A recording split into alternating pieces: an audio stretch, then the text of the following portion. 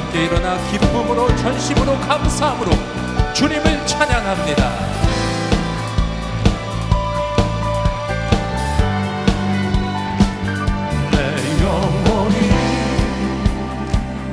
은총이고 중한 죄지 벗고 보리 슬픔 많은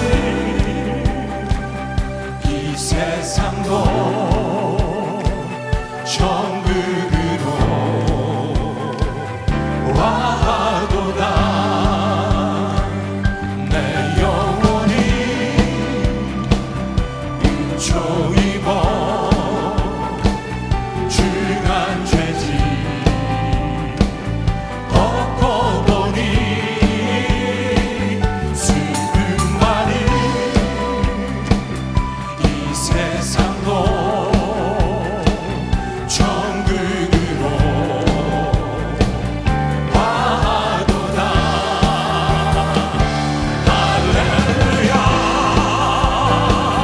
찬양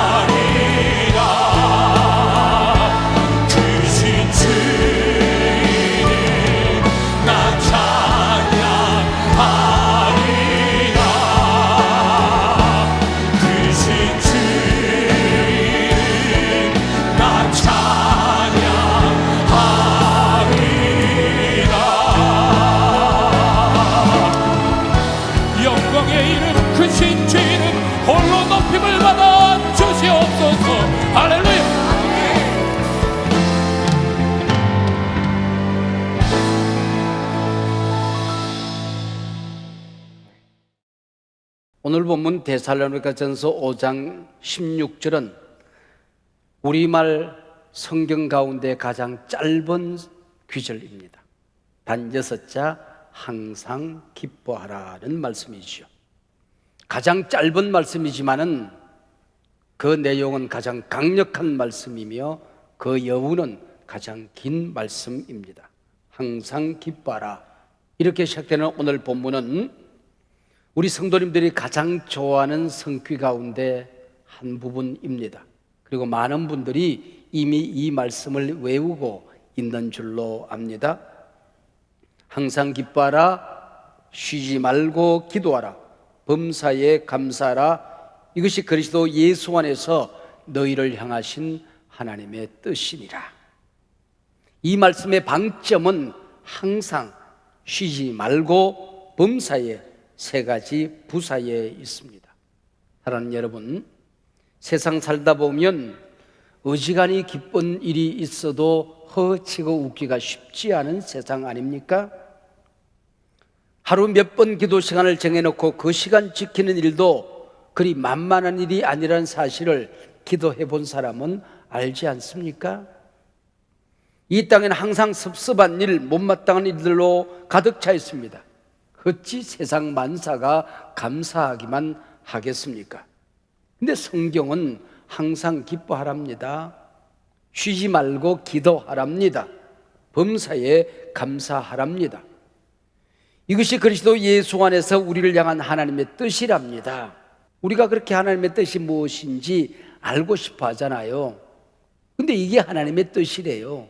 그것도 나를 향한 하나님의 뜻이라고 본문은 강력하게 주장하고 있습니다. 오늘 본문은 이토록 불가능한 명령을 지금 하고 있는 것입니다. 성경에 이토록 어렵고 잔인한 명령이 또 어디에 있을까요? 그러나 이 말씀은 명령이 아닙니다. 율법이 아닙니다. 행복으로 초대하는 하나님의 행복한 초대장입니다. 이 말씀은 하나님의 자녀들에게 주시는 하나님의 선물입니다. 성도의 특권입니다. 끝없는 축복입니다. 물론 문장은 명령 형식으로 되어져 있습니다. 그러나 명령이 아니라 행복한 삶으로의 초대장입니다. 밖에서 친구들과 신나게 놀던 아들이 땀 범벅이 돼서 집에 들어왔습니다. 엄마가 잠시 자리를 비우면서 아들에게 메모 하나를 남깁니다. 아들아, 냉장고에 이런 거 넣어두었다. 배고프면 마음껏 먹어라. 먹어라. 이게 명령입니까? 행복한 초대 아닙니까? 사랑 아니겠습니까? 은혜가 아니겠습니까? 사랑하는 아들을 향한 어머니의 배려가 아니겠습니까? 오늘 본문이 바로 사랑하는 자녀들을 향한 하나님의 은혜의 배려라고 하는 것입니다. 기쁨을 누려라. 기도의 특권이 얼마나 엄청난 것인지 아니? 그거 즐겨. 감사가 얼마나 복된 것인지 아니? 마음껏 네 것으로 가지려무나. 바로 그런 말씀인 것이죠. 오늘 본문은 예수님이 부활 승천하신 후에 24년 5년이 지난 후 엄청난 교회 핍박이 일어났습니다. 박해 상황 속에서 쓰여진 책입니다. 예수 믿는다는 한 가지 사실 때문에, 예배 드린다는 한 가지 사실 때문에 원형 경기장에서 사자의 밥이 되어서 찢겨져 죽었습니다. 활활 타오르는 불꽃에 던져져서 사형을 당했습니다. 가족에서 쫓겨났고 사회 공동체로부터 버림을 받아야 했습니다. 바로 이런 재난 상황 속에서 잠시 몸을 피해 있으라고 성경은 말하지 않습니다. 은밀하게 숨어서 예배하는 지혜를 가지라고 말하지 않습니다. 너무 잘 믿는 척 티내다가 너 다친다? 이런 말씀이 없어요. 항상 기뻐해라. 쉬지 말고 기도하라. 이때야말로 감사해야 할 때다. 이게 너희를 향한 내 뜻이야. 오늘 본문이 그렇게 말씀하고 있는 것입니다. 그 첫 번째 초대의 말씀입니다. 가장 짧은 말씀, 그러나 가장 강력한 하나님의 은혜의 내용이 담겨져 있는 항상 기뻐하라는 말씀입니다. 기쁨은 기쁨 자체만으로도 은혜요, 능력이 있습니다. 그러나 그 기쁨이 하나님 때문에 우리가 가지는 기쁨이라고 한다면 기쁨 안에는 기적이 숨겨져 있는 것입니다. 돈카스트라는 성공 철학자는 그렇게 말했어요. 내가 세상의 역사를 살펴보니 성공한 사람들이 기뻐하며 사는 것이 아니더라. 기뻐하며 사는 사람들이 성공하면 더 큰 기쁨을 누리고 나누며 살더라. 그렇게 말했어요. 사도 바울이 옥중에서 쓴 서신들이 있습니다. 그 가운데 빌립보서가 있어요. 4장밖에 안 되는 짤막한 성경입니다. 반복되는 단어 하나가 있습니다. 기쁨, 기뻐하라는 단어입니다. 무려 13번씩이나 반복적으로 등장합니다. 그래서 빌립보서의 주제는 기뻐하라입니다. 어떻게 이 엄청난 명령형이 초대가 될 수 있을까요? 은혜가 될 수 있을까요? 축복이 될 수 있을까요? 하나님이 계시니까, 그분이 나의 일거수일투족을 보고 계시니까, 그분이 나를 사랑하시니까, 그분이 우리 아버지가 되시기 때문에 우리는 어떤 상황 속에도 기뻐할 수가 있다는 것입니다. 존재 자체가 기쁨이라는 거예요. 어떤 일을 만나도 기도한다는 것입니다. 존재 자체가 기도 덩어리입니다. 감사한다는 것입니다. 머리끝부터 발끝까지 감사로 꽉 차 있기 때문에 상황여에 상관없이 감사하며 산다는 것입니다. 하나님을 믿기 때문이죠. 여러분, 항상 기뻐하라. 어려움이 많은 세상인데 기뻐할 수만 있으면, 기뻐하고 있다면, 웃을 수 있다고 한다면 우리에게는 엄청난 일들이 일어나는 거죠. 건강검진을 할 때마다 마지막에 의사가 저한테 늘 하는 말이, 목사님 운동을 조금 더 하셔야 되겠습니다. 운동을 하느라고 하는데 항상 듣는 얘기입니다. 근데 잘 안 됩니다. 시간 내기가 어렵습니다. 너무 바빠서요. 그렇게 얘기하면은 그 가운데 한 원장이 그런 얘기를 저한테 해주셨어요. 목사님, 길이 있습니다. 그게 뭡니까? 하루에 3번 내지 4번 크게 웃으세요. 한 번 웃을 때마다 10초 이상 웃으셔야 됩니다. 큰 소리로 웃으셔야 돼요. 배가 아플 때까지 웃으셔야 됩니다. 그리고 행복한 생각을 하면서 웃으래요. 그러면은 기쁜 일이 없어도 웃으면은 우리 몸이 좀 바보 기질이 있어서 속는데요. 야, 우리 주인이 기쁜 일이 많은가 보다, 행복한 일이 많은가 보다 속아줘서 기뻐서 웃는 것과 억지로 웃는 것이 차이가 없대요. 그러면은 하루에 30분 운동하는 효과보다도 더 엄청나게 효과가 있다는 거예요. 여러분, 뱃살이 빠지고 우리 몸의 모든 세포가 활기를 얻고 모든 면역 기능이 살아난다는 거예요. 이름하여 웃음치료라고 하는 거죠. 이 땅에 살아가는 동안에 세상 사람들은 고통의 공기를 마십니다. 환난과 재난의 공기를 마시고 살아갑니다. 그러나 우리 하나님의 자녀들은 또 다른 영적인 공기를 마시고 살아가는 거예요. 하나님이라는 공기를 마시고 삽니다. 이게 바로 기도라고 하는 것이죠. 기도는 영적인 공기를 마시는 것입니다. 기도는 영적인 호흡이라고 하는 거죠. 그래서 우리 하나님의 자녀가 되면 쉬지 말고 기도하라가 아니고 쉬지 않고 기도할 수밖에 없는 존재가 되는 거예요. 사무엘상 12장에 보면 사무엘 선지자의 그 유명한 고백이 나옵니다. 기도 쉬는 죄를 나는 범하지 않았다. 기도가 멈춰진 것은 하나님과의 호흡이 끊어진 것입니다. 하나님과 함께 살았다면, 모든 것을 하나님하고 의논하고 살았다면 우리도 하나님 앞에 섰을 때에 내가 이 땅에 살아가는 동안에 하나님의 자녀가 되어서 기도 쉬는 죄를 범하지 않았다 당당하게 고백할 수가 있는 것이죠. 하루 24시간 1년 365일 태어나 죽는 그날까지 우리는 영적인 호흡을 하며 살아가는 것입니다. 하나님이란 공기를 마시며 살아가는 거예요. 물고기가 물속에 살아가듯이 우리는 하나님의 공기 속에 살아가기 때문에 물을 떠나서 살 수가 없듯이 하나님과의 호흡을 떠나서는 살 수 없는 것이죠. 제가 어릴 때에서는 예배당에서 산 시간이 많은지, 학교에서 산 시간이 많은지, 우리 집에서 산 시간이 많은지 분간이 잘 안 돼요.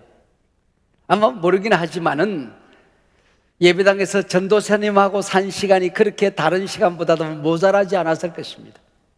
제 영적인 어머니와 함께 우리 박전도사님이라는 분과 함께 우리 어린 시절을 보냈는데요, 그분은 찬송가에다가 자기 나름대로 개사를 해요. 가사를 써서 자기 나름대로 시를 써서 찬송을 부르곤 했어요. 그리고 크게 붓글씨로 쓰고 저랑 함께 매일 그 찬송을 부르고 성경을 읽었어요. 지금도 나도 모르게 흥얼흥얼하는 것은 그때 들었던 그 전도사님하고 내 영적인 어머니와 불렀던 찬송을 부릅니다. 물을 떠난 고기가 사는 법이 있어도 예수 떠난 심령은 사는 법이 없어요. 예수님 내 주여 내 중심에 오셔서 주님 한 분만으로 호흡하게 하소서 하는 그런 찬송들. 여러분, 물을 떠난 고기가 사는 법이 없듯이 하나님과의 호흡을 떠나서 살 수 없다, 그런 얘기죠. 불가능한 본문 3가지 명령, 이게 어떻게 초대가 될 수 있을까요? 어떻게 은혜가 될 수 있을까요? 어떻게 축복이 될 수 있을까요? 하나님하고 함께 사는 존재로 변화되었기 때문이라는 것입니다. 너 항상 기뻐해야 돼, 이 얘기가 아니에요. 쉬지 말고 기도하라니까.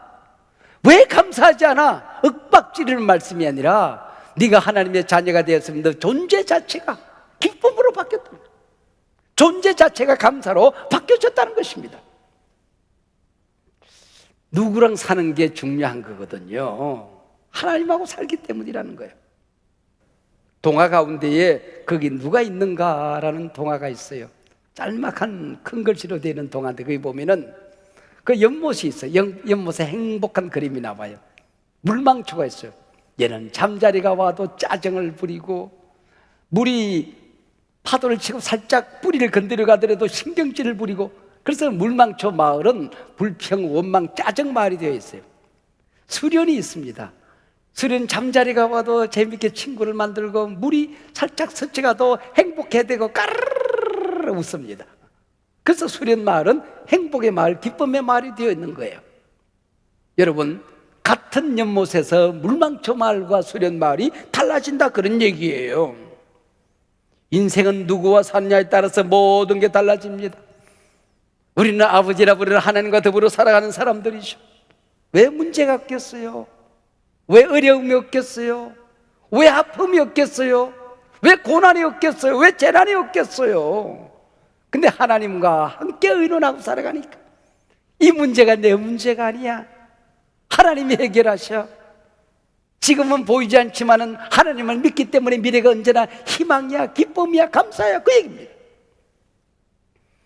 하나님의 자녀들을 행복으로 초대하는 3번째 초대장입니다. 범사에 감사하라. 감사한 조건이 있을 때 감사라가 아니에요. 네 마음속에 감사가 영소som 칠 때 감사라, 그 얘기가 아니에요. 범사에라고 하는 말은 감사는 느낌이 아니라 결심이라고 하는 것입니다. 감사는 환경의 조건이 아니라 선택이라고 하는 것입니다. 불만과 감사 사이에서 나는 감사하며 살기로 선택이 끝난 존재다, 그런 얘기예요. 불평하며 살지 않기로 결심이 끝난 존재라고 하는 것입니다. 그렇게 살다 보면 기뻐하고 감사하는 것이 내 존재가 되고 라이프 스타일이 되는 거예요. 그래도 불평, 원망, 비난, 비판, 부정적인 말들, 생각들이 떠나지 않습니까? 불평 없이 살아보기, 감사 일기 쓰기, 라이프 스타일이 될 때까지, 존재가 바뀌어질 때까지 불평하지 말고 감사 일기를 쓰는 운동을 펼치고 있지 않습니까? 비판이나 불평하지 않고 범사에 감사하라는 말을 제가 간밤에 가만히 묵상해 보니까 이거는 그냥 감사하는 거다, 그런 생각이 들어요. 범사에라는 말을 저는 그냥이란 말로 바꿔보고 싶어요. 친구에게 전화가 왔어요. 오랜만이야. 왜? 친구의 대답이 그냥 전화했어. 얼마나 반가운 전화예요. 어떤 요구가 없어요. 의논이 없어요. 그냥. 이게 가장 행복한 전화더라고요. 집에 아들이 여자친구를 데리고 왔어요. 그 여자친구 간 다음에 보니까 그렇게 좋아할 만한 매력 덩어리는 아니라고 생각했어요, 엄마가. 그 여자친구 어디가 좋아? 그랬더니 아들 하는 말이 엄마 그냥 사람 좋은데 이유가 있어. 그냥 이게 진짜 좋아하는 거거든요. 그냥 하나님 그냥 감사해요. 목사님 그냥 좋아요. 여보 그냥 감사해요. 이유가 없어요. 감사는 습관이 되고 체질이 되고 라이프 스타일이 되는 것입니다. 나를 향한 하나님의 사랑이 크고 귀한 것은 하나님은 나를 그냥 사랑하셨기 때문입니다. 하나님은 모든 은혜를 그냥 주셨습니다. 이유가 없습니다. 아무런 조건이 없습니다. 그냥 예수님을 선물로 주셨습니다. 그냥 용서했습니다. 그냥 구원했습니다. 그냥 천국을 선물로 내게 주신 것이에요. 하나님 저를 나 같은 것을 왜 사랑했어요? 하나님이 빙거레 웃으면서 그냥 이것이 은혜입니다. 값도 없이 이유도 없이 날 사랑해 주신 그냥의 은혜, 이게 바로 은혜 아니겠습니까? 때로는 기쁨도 있지만 슬픔도 있는 게 인생입니다. 때로는 만사가 형통할 때도 있지만 모든 것이 꼬일 때가 있는 거죠. 나를 좋아하고 믿어주는 사람들이 있지만 이유 없이 오해하고 나를 비난하고 나를 싫어하는 사람도 있는 거죠. 세상 모든 사람들이 나를 좋아하기를 기대하는 것은 교만이죠. 이 모든 세상 돌아가는 것과 상관없이 그냥 하나님 감사합니다. 그냥 고마워. 살아가는 모든 삶이 감사인 거예요. 이 범사의 감사는 그냥의 감사인 것입니다. 그냥 감사해야 될 영역이 있는 것입니다. 내가 어떤 복을 받았는지 헤아려보고 깨닫고 감사하는 거야. 나도 받은 복이 있고 너도 받은 복이 있는 거예요. 받은 복을 세어보아라 하는 찬송이 있잖아요. 내가 받은 복을 세어보고 그것을 깨닫고 알고 감사하는 게 그냥의 감사예요. 그냥의 감사. 서양 격언에 세상에서 가르치기 가장 어려운 수학이 자신이 받은 복을 세어보도록 하는 것이다는 말이 있습니다. 두 번째는 그냥 감사는, 이 감사는 감사 체질이 되고 나면 고난 가운데도 시련 가운데도 만사가 어려움의 문제가 가득 쌓일 때도 우리가 감사하게 되는 것입니다. 이것이 바로 오늘 본문 데살로니가 교회 교인들이 감사했던 것입니다. 핍박 상황 속에서, 재난 상황 속에서, 온갖 환난 상황 속에서 기뻐하고 기도하고 감사했던 것이죠. 이게 그냥의 감사였던 것입니다. 세 번째는 늘 누리고 사는 일상을 감사할 수 있는 게 진정한 감사인 것입니다. 코로 숨쉬고 사는 게 감사하지요. 물 한 모금을 마실 수 있는 게 얼마나 감사한 것입니까? 교회가 있고 예배가 있으면 감사하는 거예요. 내 곁에 사랑할 사람이 있고 섬길 사람이 있으면 감사한 것입니다. 나는 행복합니다 하는 시가 있어요. 제 나름대로 새롭게 좀 짧게 구성을 했습니다. 그럴 수 있다면 더 큰 복은 바라지 않겠습니다. 들을 수 있다면 더 큰 복은 바라지 않겠습니다. 말할 수 있다면 더 큰 복은 바라지 않겠습니다. 볼 수 있다면 더 큰 복은 바라지 않겠습니다. 누군가는 지금 그렇게 기도합니다. 놀랍게도 누군가의 간절한 소원을 나는 다 이루고 삽니다. 놀랍게도 누군가가 간절히 기다리는 기적이 내게는 날마다 일어나고 있었습니다. 나의 하루는 기적입니다. 나는 행복한 사람입니다. 받은 복을 헤아려 보면 감사가 나오는 거야. 감사 체질로 바뀌고 나면 어려움이 있을 때 더 큰 감사가 나오는 거예요. 일상 속에서 당연하다고 생각했던 것들이 감사일 수밖에 없는 거예요. 너에게도 기쁨이 있고 나에게도 기쁨이 있고 너도 아파하고 나도 아파하는 세상입니다. 내 기쁨 내가 누리고 살아가는 거예요. 남의 떡이 커 보이면 이미 기쁨과 감사가 사라지기 시작하는 거예요. 내게 주신 하나님의 은혜를 헤아리고 사는 겁니다. 미국의 노스턴 웨스트 대학교가 심리학 교실과 스포츠 과학 교실이 함께 오랫동안 연구한 연구 결과가 있어요. 올림픽에 참석했던 선수들을 조사해 행복도를 조사했습니다. 금메달 딴 사람들의 행복도, 은메달 딴 사람들의 행복도, 동메달 딴 사람들의 행복도, 메달을 따지 못한 사람들의 행복도를 조사해 보았어요. 여러분, 이 사람들 가운데 행복도가 제일 낮은 사람들이, 감사 지수가 제일 낮은 사람들이 누군지 아십니까? 은메달을 딴 사람이에요. 금메달 딴 사람이 가장 행복한 10점 점수로 놓고 보았을 때 은메달을 딴 사람은 2도 안 돼요. 동메달을 딴 사람은 7도 되고 8도 돼요. 그런데 떨어진 사람들이 5도 되고 6도 돼요. 올림픽에 참여했다는 사실 때문에 떨어져도 행복한 사람들이 있어요. 근데 은메달을 딴 사람은 금메달하고 늘 자기 자신을 비교했기 때문에 행복 지수가, 기쁨의 지수가, 감사의 지수가 제일 낮더라, 그런 얘기죠. 요즘 저를 만나는 사람들은 항상 제게 농담을 합니다. 유 목사님, 조상님들이 나라를 구했는가 봐, 그래요. 그렇게 말하는 후배가 있어서 식사를 하면서 제가 그냥 나도 모르게 간정 아닌 간정을 시작했어요. 이봐, 자네 눈에 보기에는 내가 하는 모든 일이 형통하고 만사가 잘 되는 것처럼 보이지만은 초등학교 때, 어릴 때에 아버지를 잃고 빚더미에서 혼자 살아가던 이야기를 했어요. 중학교 1학년 때부터 저는 자취생활을 했어요. 중학교 1학년짜리가 집을 떠나서 혼자 밥을 짓고 국을 끓이고 설거지를 하고 그리고 살았어요. 고등학교 1학년 때부터 돈을 벌어야 되기 때문에 그 시골에서 자취하는 집이 학원이에요, 학원. 중학교 학생들을 모아놓고 학생들을 500원 받고 300원 받고 1000원 받고 가르쳤어요. 우리 집이 학원이. 그래서 저는 항상 돈이 많았어요. 우리 집이 학원, 제가 학원 원장이었으니까. 고등학교 3학년 때는 시간이 모자라요. 그래서 거창 업장 집에 가서 제가 입주 아르바이트를 했어요. 그 집에 살면서 그 집에 애들 둘이 가르치면서 제가 밥을 얻어먹고 살았어요. 도시락 얻어먹고 살았어요.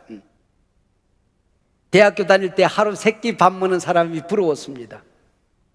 물론 대학원 때는 제가 조교를 했고 신대원 다닐 때도 물론 뭐 장학금을 다 받고 등록금을 내본 적은 없어요. 제가 자랑질을 하는 겁니다.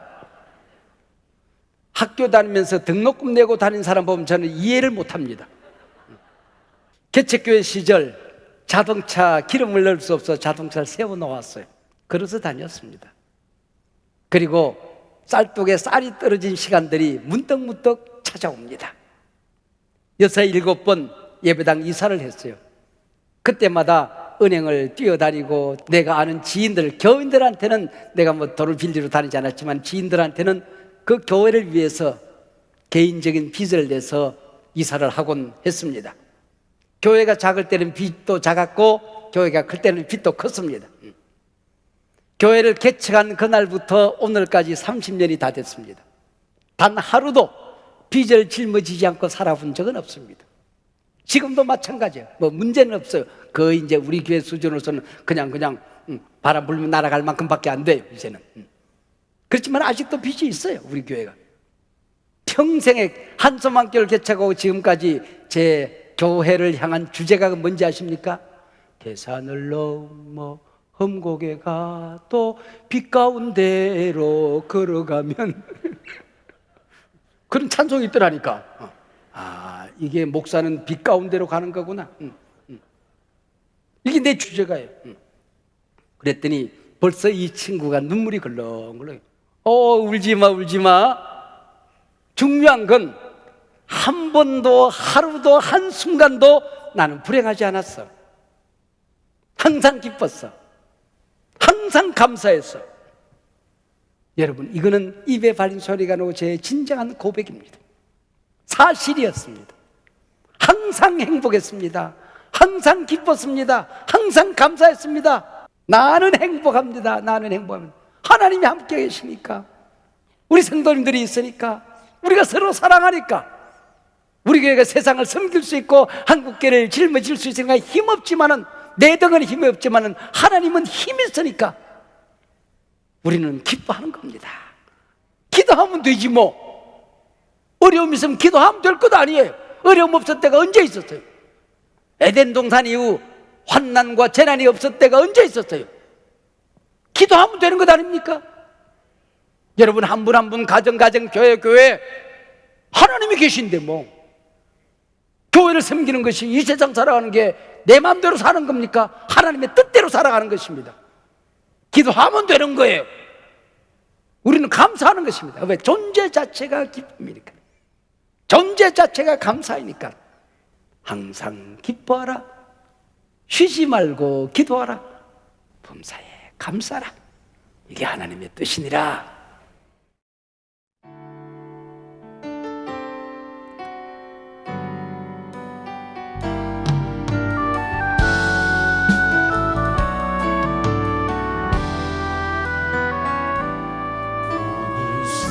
쓰시는 것 감사,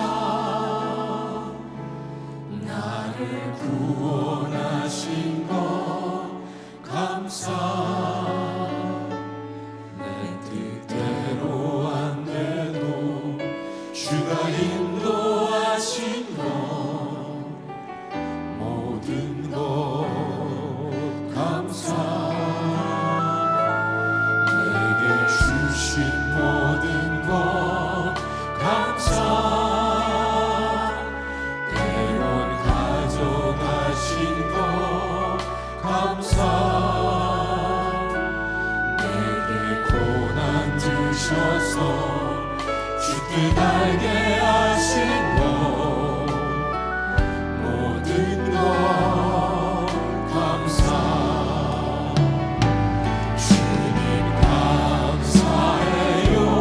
주님 감사해요. 내가 여기까지 온 것도 은혜입니다. 주님 감사해요. 주님 감사해요. 나를 사랑하신 주 사랑 감사합니다. 항상 주 안에 있음 감사, 참된 소망 주신 것 감사,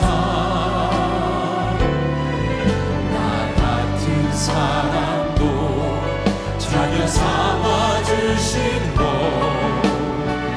모든 것 감사. 주님 감사해요. 주님 감사해요. 내가 여기까지 온 것도 은혜입니다. 주님 감사해요. 주님 감사해요.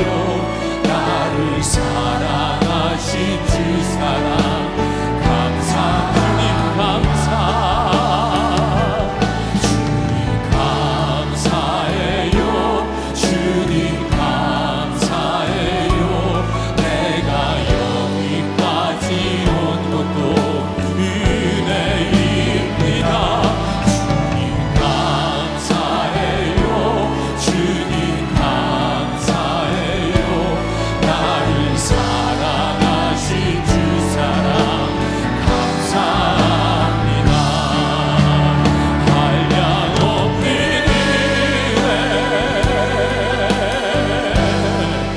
갚을 길 없는 은혜. 우리 두 손을 높이 들어 아버지 감사합니다. 주님을 찬양합니다.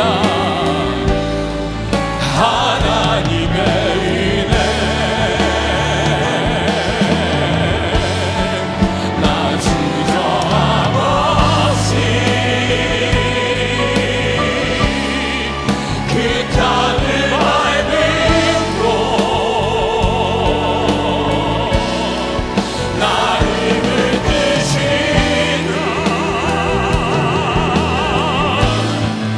하나님의